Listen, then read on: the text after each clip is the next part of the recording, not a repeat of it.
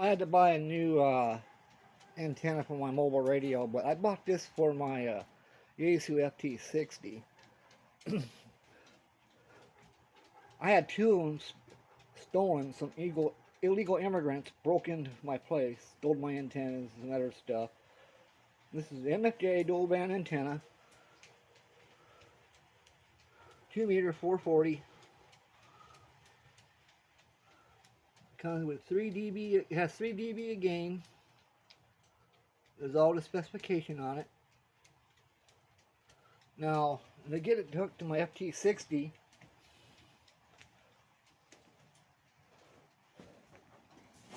I got this little adapter cable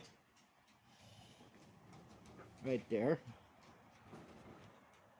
and that just screws onto your radio.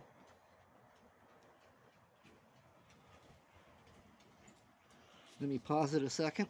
Should be saying, but yeah. Okay, as you see, I got it on my FT60. You know, got me interested at least. Okay. Look it up. I'll go Alrighty. I've been playing. Well, I want to show you guys something else. An easy way to install a ground rod in the ground, a 10-foot rod. Let me pause this.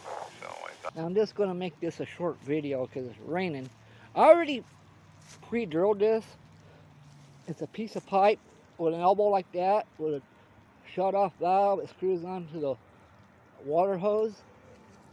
Just turn that baby on. Okay. It just flushes that dirt up out of the ground. Okay. You see how it dropped? Okay. And it depends how hard the ground is. Just push down on it, let it naturally go down. Okay. Anyhow, it's raining right now. I'm going to get out of the rain. I'll tell you more about it.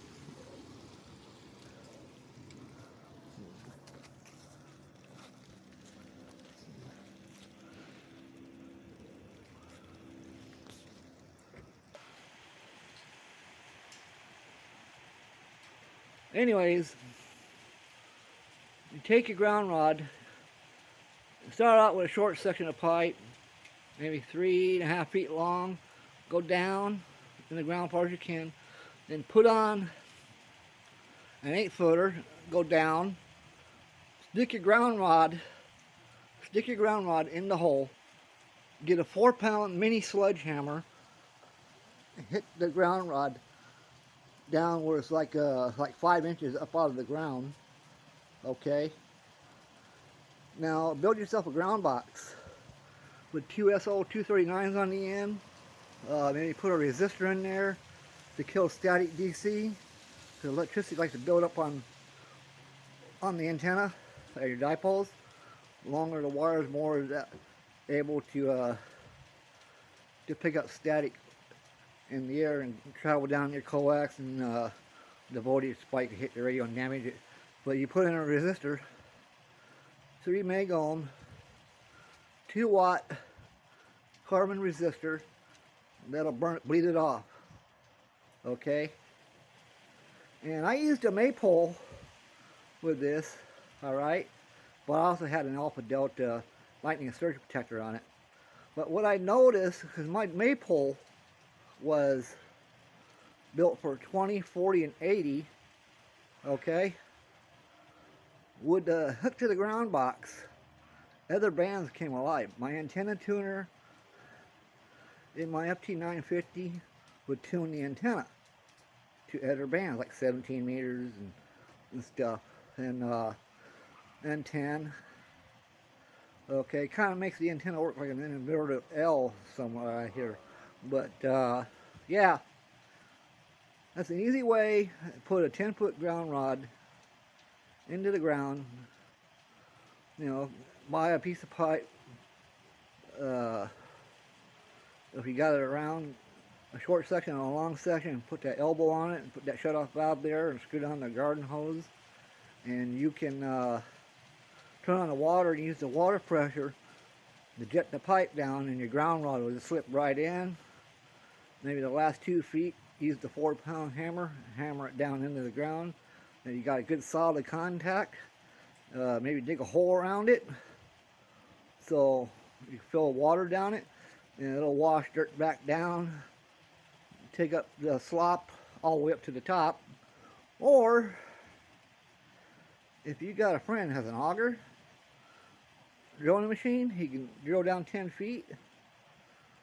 Get yourself some viral plug number 8. Put your ground rod in, pour that stuff around, and just keep it wet, because it'll soak up the water, and it'll keep it from corroding. Okay? If you can liquefy it like a pancake batter, you're better off yet. But the ground has moisture in it, that stuff will just suck up the water in the ground and attach to your ground rod a lot better. Not all hams use ground rods, but the way I had it set up, 2-piece coax, one from the antenna went into my little ground box. It was attached to the ground rod, and the other one side went to the radio room. I would unscrew that, leave the antenna hooked up to the ground rod, so if any lightning strike came by, hit the antenna, it would just send it down to the ground. Of course, it'll destroy the antenna. Don't fall for those tricks. Oh, this will protect your radio and all that stuff. No way. There's nothing out there that can protect your radio. It'll blow it up. Even a nearby strike, maybe a block away, could take out your equipment. Lightning hits the wet ground, it'll travel all the way through the ground up to your ground rod into your radio. So unhook your coax from your radio. And ask for HF.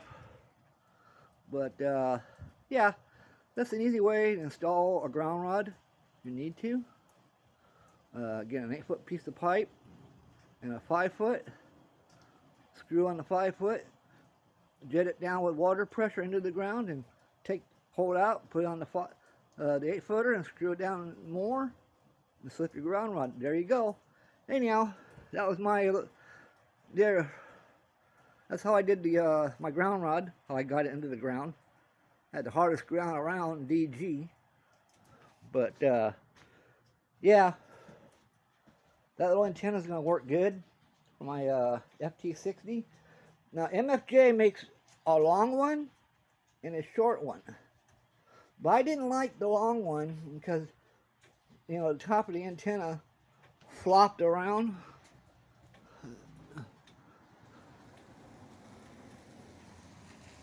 It just wiggled like that, and I'd hear it in the receive of my radio. The little short guy, I didn't have that. So, but there's other antennas out there that are better. Okay. That's the MFJ mag mount. And not only that, if you live in an apartment and you want to play with your radio, but you want to get out better, you could, if you got a barbecue grill, you can set a mag mount on top of your barbecue grill if it's not hot. Or you just put it on top of your refrigerator inside your house, or a cookie sheet, and put it outside. Yeah, because the ground don't have to be that very big for a VHF, UHF. Okay, as long as metal. Average size cookie sheet your wife has in the stored away for baking cookies. Yeah. Yeah, I had 2 of these stolen from me by non-US citizens. I guess they thought it was a cell phone antenna. Yeah.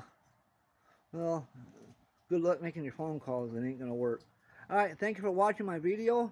My call is Kilo Charlie 6, November Fox Victor.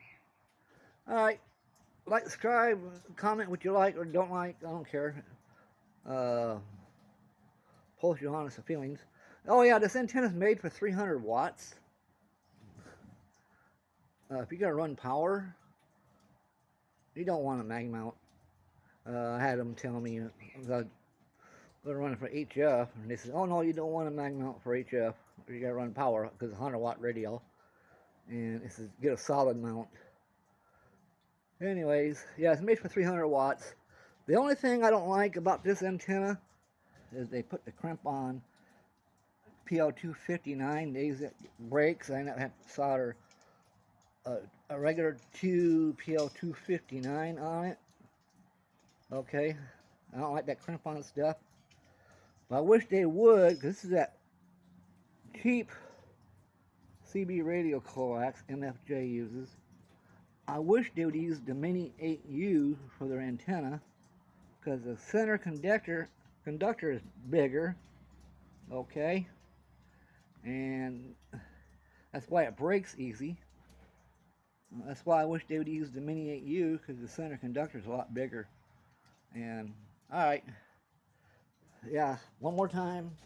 It says right here, that's what they claim, 300 watts. If you're gonna run an amplifier, you're probably better off buying one made by Mirage. Don't buy the RM Italy. Those are crap. One guy bought one for his ECFT 5000. He turned that baby on and it just sounded like junk. It was very fuzzy, unclear. When he hooked his Meritron up to it, nice and clear, like two people standing in the same room talking. Alright, anyhow, thank you for watching my video. Bye.